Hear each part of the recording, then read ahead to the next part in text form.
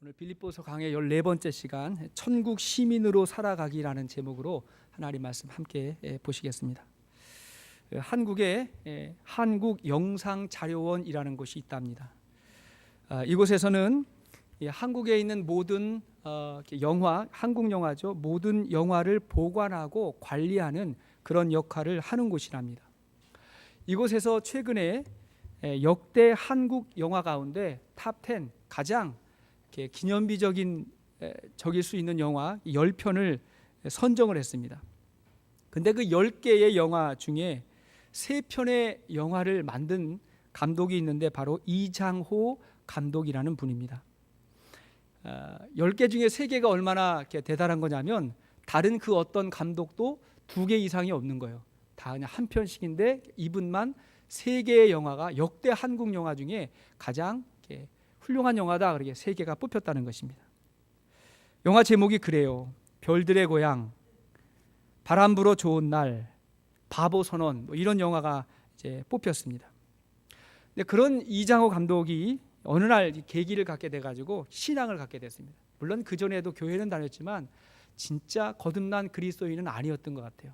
근데 이분이 참된 신앙을 갖게 되었고 4년 전에 어느 교회의 장로님이 되셨고 그리고 작은 개척교회까지 일구는 그런 삶을 사시고 있답니다. 그러고 나서 거의 20여 년 만에 이분이 만든 영화가 시선이라고 하는 영화였습니다. 영화 제목이 시선인데 이 영화는 몇 년 전에 그 아프가니스탄에 선교하러 갔다가 테러 단체에 납치를 당했던 그 샘물교회 선교팀을 소재로 해서 만든 영화입니다. 당연히 신앙적인 메시지가 담긴 영화였고 결과는 흥행은 별로 하지 못했습니다. 근데 이장호 감독이 한 기자와 인터뷰를 하는데 이렇게 이야기를 하는 거예요. 그동안 자기가 그렇게 영화로 한국 사회에서 유명세를 탔고 한국 영화사에서 기념비적인 영화를 만들었다고 그렇게 말들은 하지만 사실은 돌아보니까 그 모든 영화들이 사람의 영혼을 망친 죄악의 영화였다, 이렇게 이야기를 하는 것입니다. 당황한 기자가 물었어요. 감독님이 그렇게 말씀하시면 그 영화를 보고 큰 감동을 받았다고 하는 그 사람들, 그 관객들은 뭐가 됩니까? 이렇게 이야기를 했더니 이분이 하시는 말씀이 그래도 할 말이 없습니다. 예전에는 관객을 위해서 제가 영화를 만든 것이 아니라 돈벌이로 사람들의 호기심을 이용한 영화였습니다. 이렇게 이야기를 했어요.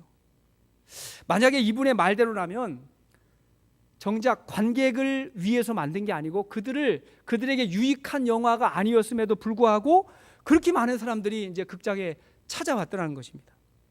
반면에 이분이 자기의 인생의 후반전을 시작하면서 정말 관객을 위해서 그들의 영혼을 위해서 만든 이 첫 번째 영화가 이 시선이라고 하는 영화래요. 사람들이 오질 않는 거예요. 이분이 정말 어떤 삶의 진리를 깨닫고 사람들을 위해서, 그들의 영혼을 위해서 귀한 영화를 만들었는데 정작 사람들이 오지를 않는다는 거예요. 영화 감독으로는 어떻게 보면 실패한 그런 영화를 만들었더라는 거예요. 그래도 이장호 감독이 하는 이야기가 뭐냐면 그래도 저는 일부러 좁은 길을 들어섰습니다. 그것이 지금껏 내가 관객에게 진 빚을 갚는 것입니다. 이렇게 이야기를 하시더라고요. 여러분, 이 말이 이분의 진심이라고 한다면 이분은 거듭난 그리스도인이고 영적인 가치를 아는 사람이라고 저는 믿습니다. 다른 차원의 다른 삶을 살아가고 있는 거예요. 사랑하는 여러분, 믿음의 길이 때로는 좁은 길입니다. 그리고 고난의 길일 수도 있습니다. 그러나 그 길이 생명의 길이고 그리고 생명을 살리는 길입니다. 그런데 그 길을 찾는 자가 많지 않다는 거예요. 예수님도 그런 말씀하셨죠. 잔치를 열고 많은 사람들을 초청했어요. 그 하나님이 초청한 거예요. 근데 사람들이 오지를 않는 거예요. 그 귀한 자리에 시집 가야 되고 장가 가야 되고 밥 갈라 가야 되고 소 팔러 가야 되고 나름대로의 일은 있지만 진짜 귀한 생명의 자리에 사람들이 오지 않더라 하고 안타까워하셨습니다. 제가 빌립보서 강해를 하면서 이 사도 바울에 대해서 설교를 하는 가운데 예전에 읽었던 이 신문 기사가 생각이 났던 거는 사도 바울의 고백이 꼭 이와 같기 때문에 그랬습니다. 예전에 사도 바울은 유대인 사회에서 아주 유명한 사람이었어요. 그는 길리기아의 다소에서 태어난 디아스포라 유대인이었습니다. 로마의 시민권을 가지고 있었기 때문에 그 혜택을 많이 누리던 사람이었습니다. 그러면서도 유대인이었기 때문에 그 당시에 대스승이었던 가말리엘 밑에서 율법을 공부했던 석학이었습니다. 바리새인 중에 바리새인이었습니다. 성격이 불같고 열심히 특심이어서 예루살렘에서 바울을 모르는 사람이 거의 없었을 지경입니다. 그런 바울이 그가 자랑할 수 있는 모든 과거의 삶의 흔적, 그 특권을 배설물과 같다고 그렇게 이야기했어요. 그리고 나서는 뭐라고 이야기해요? 14절 말씀이죠. 자, 3장 14절. 자, 시작. 표대를 향하여 그리스도 예수 안에서 하나님이 위에서 부르신 부름의 상을 위하여 달려가노라. 그 이전의 것들을 내가 버리고 표대를 향해서, 그 표대가 어디입니까? 하나님이 계신 그 하나님의 상급과 칭찬과 그곳을 향해서 달려간다고 이야기했습니다. 이것이 영적으로 거듭나서 천국 시민이 됐다고 하는 증거라고 저는 생각합니다. 하늘의 가치를 발견한 사람, 세상에 보이는 가치가 아니라 보이지 아니하는 그러나 정말 중요한 가치를 발견한 거예요. 역시 좁은 길을 가겠다, 고난의 길을 가겠다는 것입니다. 그러나 이게 내가 사는 길이고 사람을 살리는 길이라는 거예요. 그럼 따라합시다. 내가 살아야 사람을 살릴 수 있습니다. 내가 생명의 길을 걸어가야 다른 사람도 살릴 수가 있는 것입니다. 근데 그 길이 때로는 좁을 수가 있다는 거예요. 근데 그 길을 걸어가는 것입니다. 이런 사람들에게 나타나는 모습을 또 오늘 본문을 통해서 살펴볼 수 있다고 생각합니다. 자, 예수님을 통해서 구원의 확신을 가지고 천국 시민으로서 살아가는 사람들에게 어떠한 삶의 모습들이 나타날까요? 자, 첫 번째는 천국 시민의 자부심을 볼 수 있습니다. 천국 시민으로서의 여유와 자부심을 가지고 있게 됩니다. 저는 이장호 감독하고 사도 바울에게 나타나는 공통된 모습이 있다고 생각을 합니다. 그들이 세상의 성공에 집착하지 않았어요. 또 세상의 쾌락에도 집착하지 않았습니다. 그러면서도 자유로움과 여유를 느낄 수 있어요. 왜 그렇습니까? 하나님 나라의 가치를 발견한 천국 시민이기 때문에 그렇습니다. 자, 오늘 본문 20절 말씀 보십시오. 20절 시작. 그러나 우리의 시민권은 하늘에 있는지라 거기로부터 구원하는 자 곧 주 예수 그리스도를 기다리노니. 자, 우리의 시민권이 어디에 있다? 하늘에 있다. 이건 뭐예요? 하나님 나라의 백성이 됐다. 거기에 시민권을 예수님으로 말미암아 얻게 됐다는 거예요. 그것이 주는 자부심이 있는 거예요. 내가 천국 백성이구나. 당시에 빌립보는 로마의 식민지였습니다. 식민지였지만 그게 부끄러운 게 아니에요. 그 당시에 많은 혜택이 있었습니다. 이미 말씀을 드렸지만 로마의 그 발달된 문화, 로마의 교육, 로마의 군사적인 도움을 받을 수 있었고, 빌립보에 사는 로마의 시민권자들은 그 본국 로마의 많은 혜택을 받을 수 있는 그러한 특권을 누렸어요. 그러니까 로마의 시민권자로서 자부심이 대단히 많았던 것입니다. 그 당시 로마의 시민권자들이. 그러니까 사도 바울이 그런 빌립보 교회 사람들에게 우리의 시민권이 하늘에 있다라고 이야기하면 그 의미가 뭔지 금방 아는 거예요. 야, 우리가 빌립보에 살지만 로마의 시민권을 가지고 있기 때문에 그 혜택과 그 도움을 받는 것처럼 우리가 이 땅을 살아가고 있지만 하나님 나라의 시민권자가 되었기 때문에 하늘로부터 임하는 은혜와 축복이 있다라는 것을 깨닫게 되는 것입니다. 할렐루야. 마찬가지예요. 우리가 이 땅에 살면서 천국 백성이 됐다라고 하는 그것이 우리에게 자유함과 자부심의 어떤 근거가 될 수 있기를 주의 이름으로 축원합니다. 그게 우리에게 기쁨이 되는 거죠. 20절 하반절 보십시오. 20절 하반절 뭐라 했어요? 거기로부터 구원하는 자 곧 예수 그리스도를 기다리노니. 자, 예수님이 구원하신다는 거예요. 구원하는 자 예수 그리스도. 그러므로 천국 시민은 오직 예수님의 구원을 기다려요. 그분이 우리를 구원하세요. 믿음의 본질은 기다리는 것입니다. 기다린다는 것은 신뢰한다는 거예요. 누구를? 예수님을. 자, 그러면 그 예수님이 어떤 분입니까? 21절 보십시오. 21절 시작. 그는 만물을 자기에게 복종하게 하실 수 있는 자의 역사로 우리의 낮은 몸을 자기 영광의 몸의 형체와 같이 변하게 하시리라. 뭐라 해서? 예수님이 만물을 복종하게 하실 수 있는 분이다.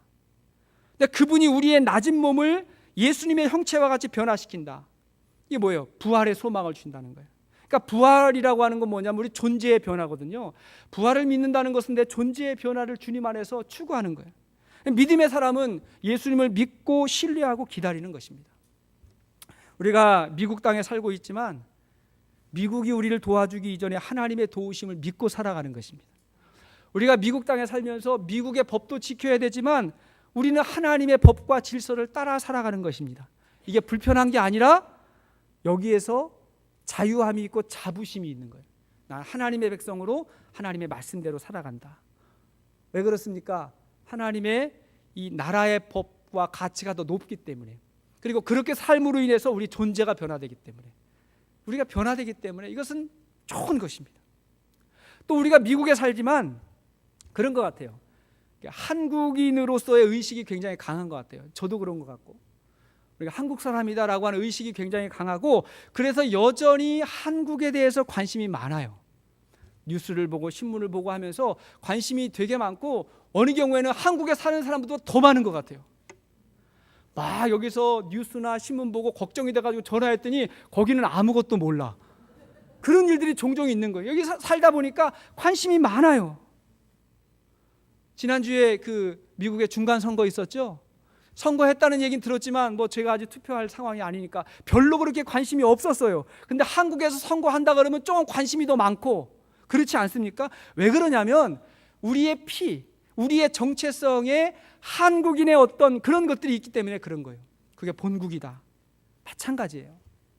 천국 시민은 하나님 나라의 일에 관심이 많습니다.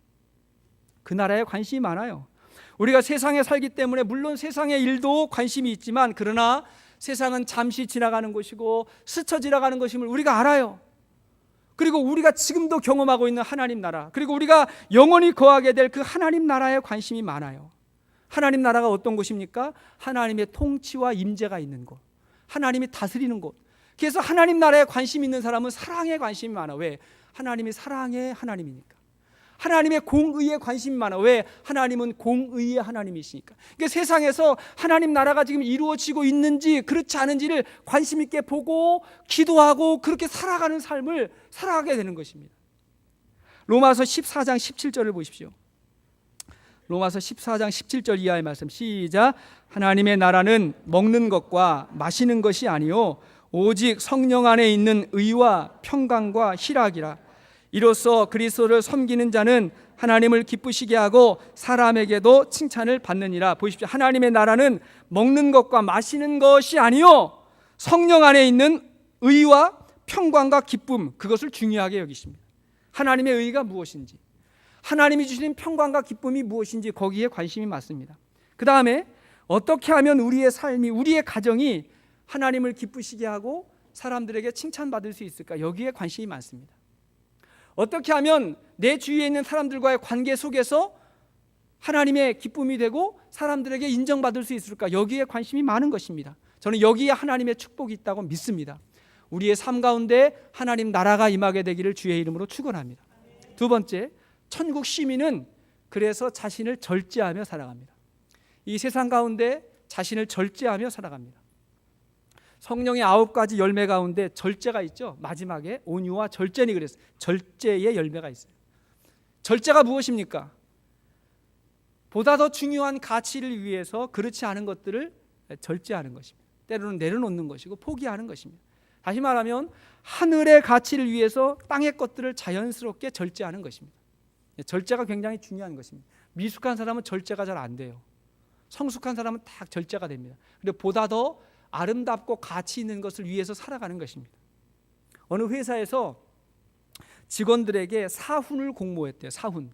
학교에는 교훈이 있고 직장에는 사훈이 있는데 사훈을 공모했습니다. 그랬더니 여러 사훈 중에 직원들의 투표를 통해서 1등을 차지한 사훈이 다음과 같은 거예요. 그 의미가 이렇습니다. 하루 업무에 애정을 모아야 능률도 오르고 얻는 것도 많다. 의미는 좋은 의미예요. 근데 그것을 한자어로 8자의 한자어로 읽으니까 그 의미 이렇게 나는 거예요. 일찍 집에 가고 싶다. 이렇게 정했어요. 그래가지고 이제 추천을 했더니 경영자 측에서 그거 별로 좋지 않으니까 다른 의견을 냈어요. 어떤 내용이냐면 일과 서류가 넘치는데 애들 엄마가 좋아하겠는가, 이런 의미의 8자의 한자로 또 이렇게 보냈습니다. 그걸 읽으니까 이렇게 발음이 되는 거예요. 일찍 가서 뭐 하시게, 그렇게 이제 보냈습니다. 그러자 직원들이 굽히질 않는 거예요. 그걸 받아들이지 않는 거예요. 하니까 어쩔 수 없이 경영자 측에서 사훈을 결정해가지고 딱 공포를 해버렸어요. 의미가 굉장히 좋아요. 물 흐르듯 아무 소리 없이 열심히 일하면 높은 자리에 오를 수 있다. 이런 아주 좋은 의미인데 이걸 또 8자의 한자로 읽으면 의미 이렇게 발음이 나는 거예요. 하기 싫음 관두든가, 이렇게 해서 하기 싫으면 그만두든가, 이렇게 해서.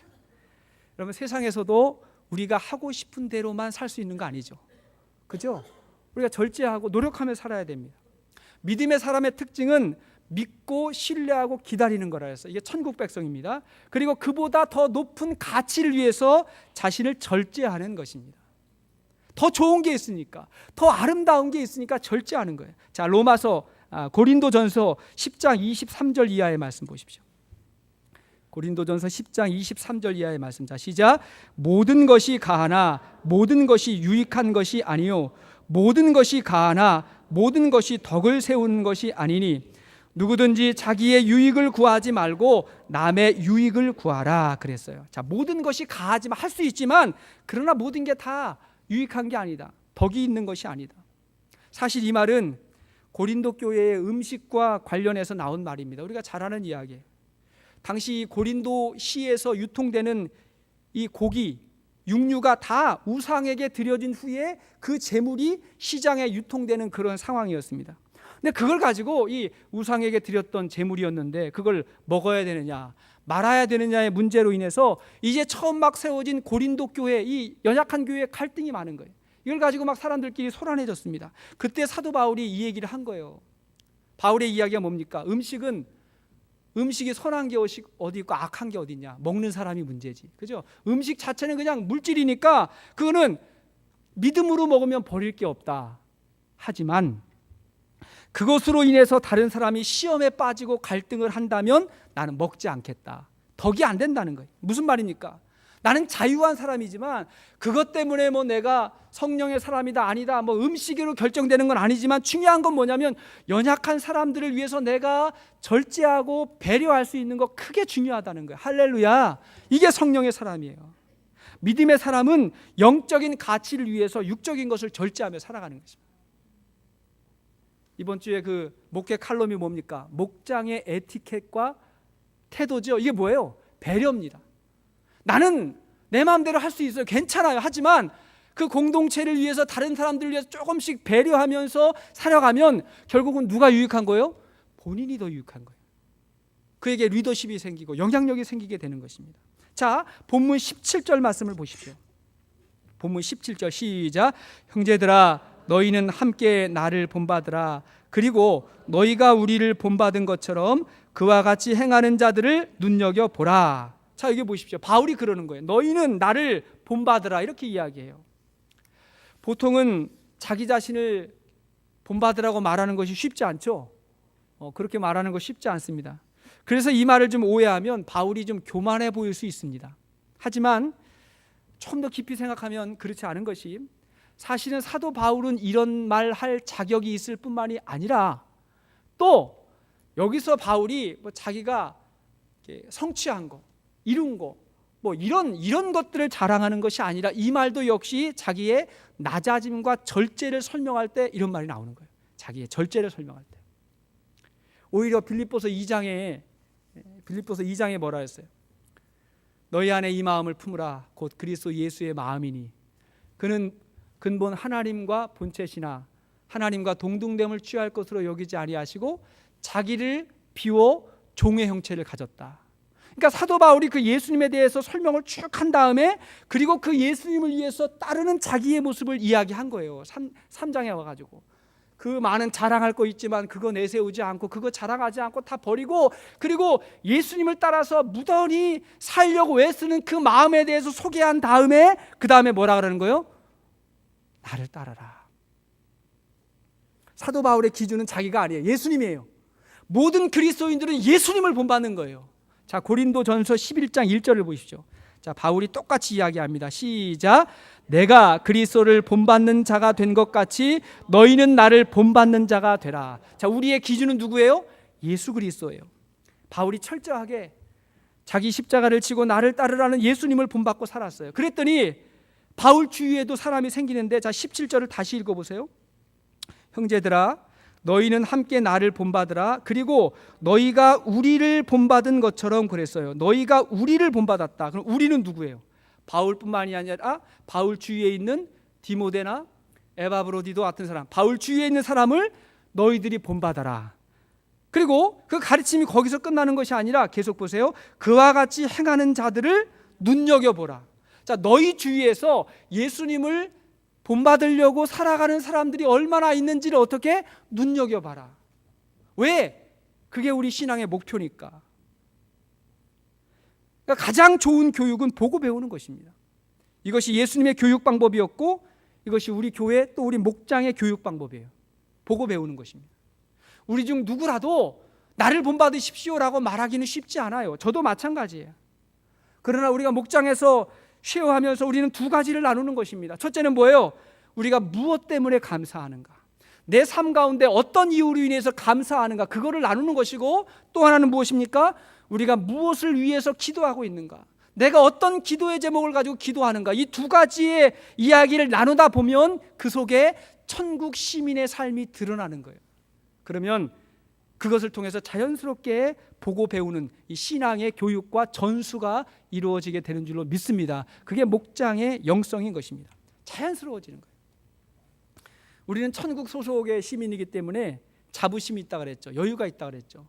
이건요, 선진국 사람들이 조금 후진국에 가면 느끼는 마음이 있거든요. 그거하고 비슷합니다. 우리가 선교지에 가서 느끼는 마음하고도 좀 비슷합니다. 우리가 선교지에 가면 먼저 느끼는 게 뭐냐면, 야, 우리가 지금까지 굉장히 좋은 여건과 혜택을 받고 살았구나. 그걸 느껴요. 누구나 다 예외 없이.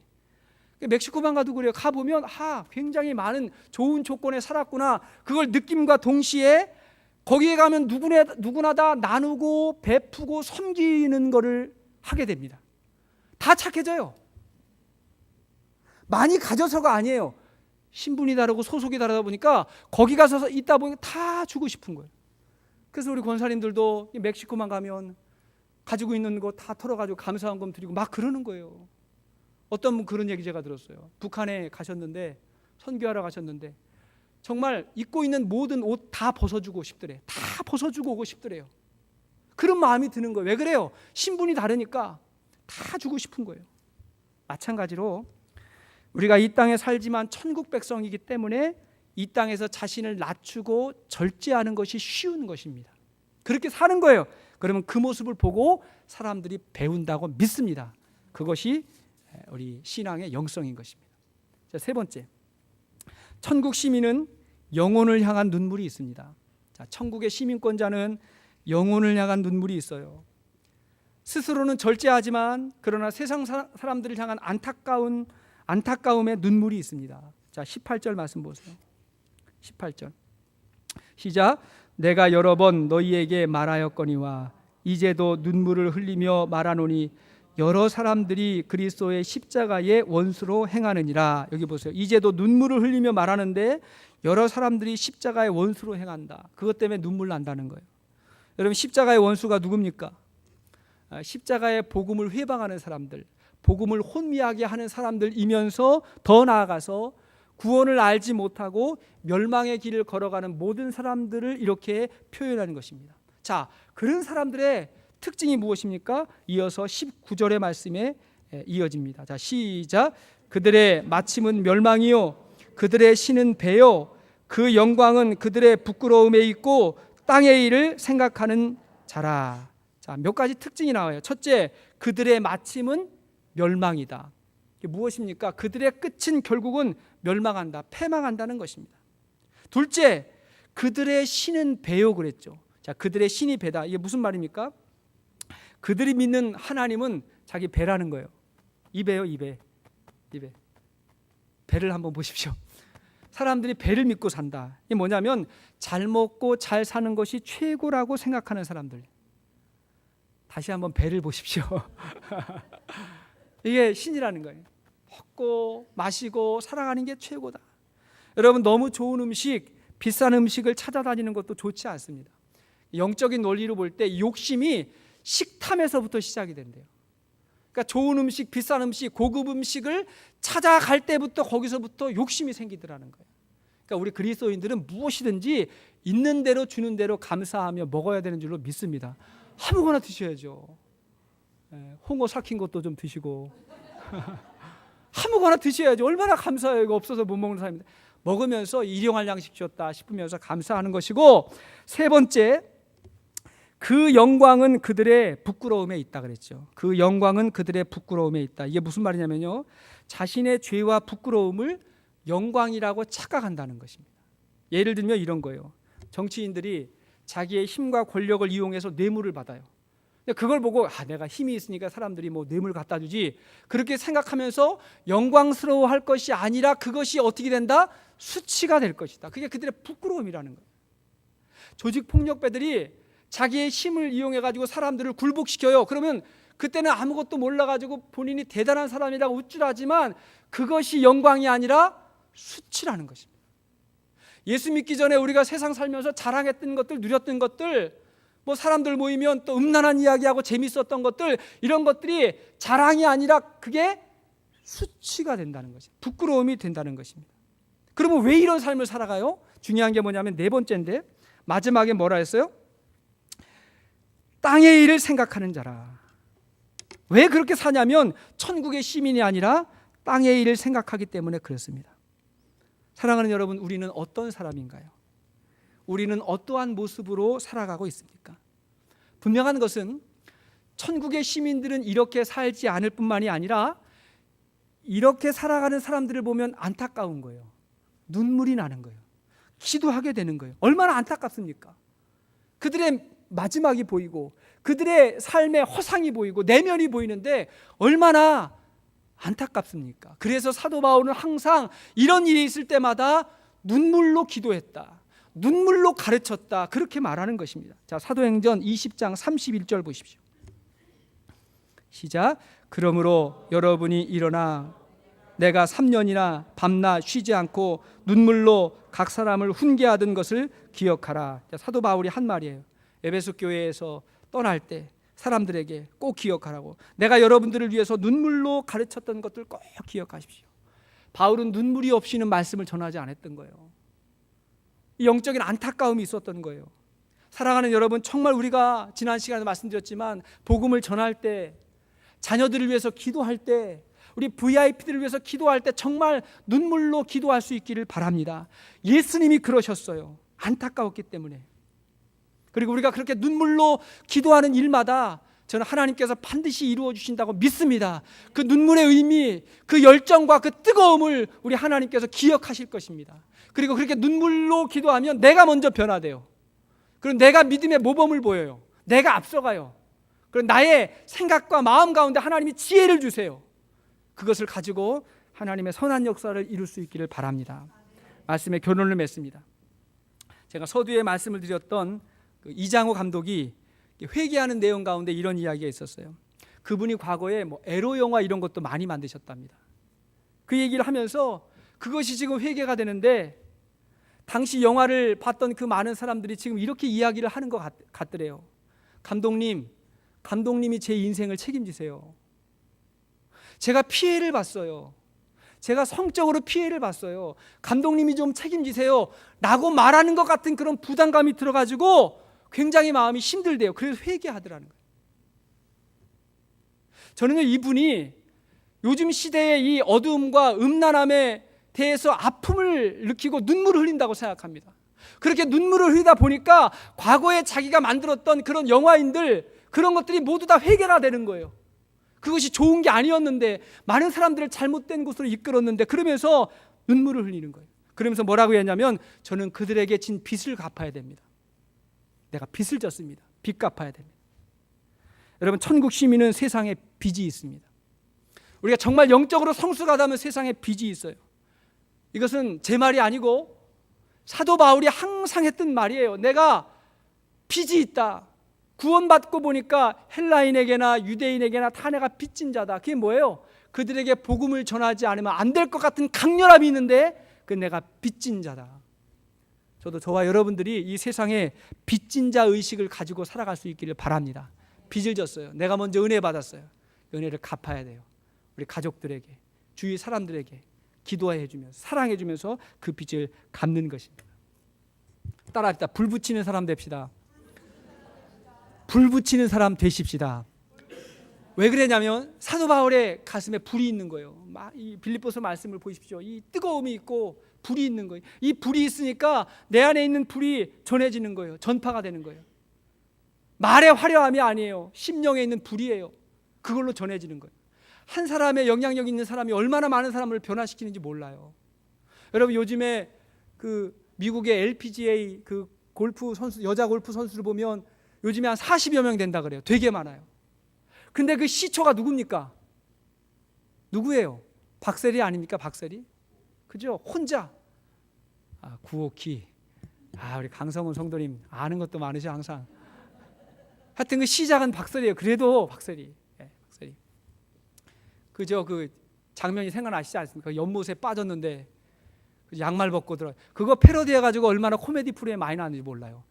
끄떡하면 그냥 양말 벗고 막 그냥 그랬거든요. 양말 벗고 다 그 막 이렇게 스윙을 하는데 그 장면이 애국가 장면에도 다 나오면서 대한 사람 대안으로 길이 보존해서 막 나오고 막 그걸 보면서 꿈나무들이 막 꿈을 키우면서 이게 세리 퀴즈 아닙니까? 그래가지고 지금 40명, 50명 사람들이 와가지고 막 하고 김연아 선수도 얼마나 대단하냐면 제가 얼마 전에 알게 됐는데 김연아 선수가 한참 전성기 때 이제 어디에 메달을 땄어요.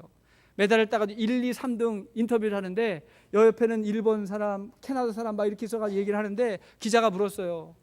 한국에는 피겨 스케이팅 하는 사람 몇 명이 됩니까? 그랬더니 김연아 선수가 이렇게 픽 웃으면서 한 10명쯤 될까? 그러는 거예요. 그러니까 대단하죠. 몇 명 안 되는 선수 중에 그렇게 탁월하게 하니까. 근데 지금은 몇 명 될 것 같아요? 지금 되게 많을 거예요. 그죠? 그 모습을 보고 자란 세대들이 되게 많은 거예요. 그러니까 예수님이 이 땅에 오셔가지고 불을 붙여준 거예요. 제자들에게. 사도 바울에게 불을 붙여준 거예요. 사도 바울의 마음에 있는 그 불을 가지고 너희는 나를 본받는 자가 되라. 그리고 니들 주위에 누가 너희를 본받는가 봐라 하면서 불을 붙여준 거예요. 그랬더니 그 불이 번지고 번져서 한 200년쯤 300년 되니까 그 유럽 전역에 교회가 세워지고 복음이 전파된 거예요. 저는 저와 여러분들 심령에 불이 있게 되기를 주의 이름으로 축원합니다. 제 마음에 불이 있고 여러분 마음에 불이 있고 그래서 불 받은 사람 한 사람만 있으면 저는 우리 교회와 목장이 새로워지고 뒤집어진다고 믿습니다.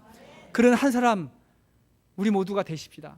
불을 간직하고 영혼 구원에 힘쓰고 주님의 마음을 위해서 살아가고 그러면 내가 살고 내가 사니까 남도 살리고 이러한 영적인 회심과 반전이 이 말씀을 통해서 있게 되기를 주의 이름으로 축원합니다.